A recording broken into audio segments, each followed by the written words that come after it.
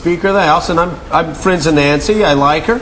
But she gave the most partisan closing speech I have ever heard a speaker give on a bill of significant import. Here, when we're being told by Warren Buffett that this is the economic Pearl Harbor, Nancy Pelosi goes when she's supposed to bring people together and delivers just a speech that a partisan hack, a backbencher would deliver.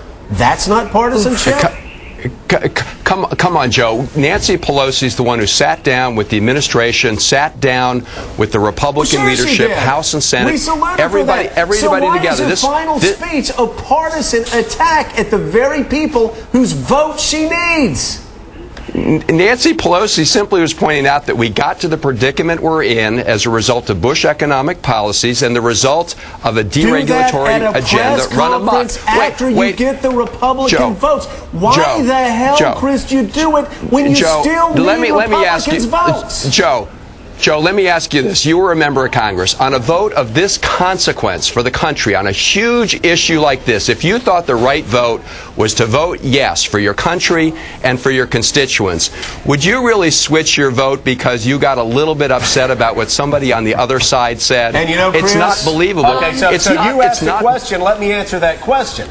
As a member of Congress, you know damned well that leaders drag members to the back.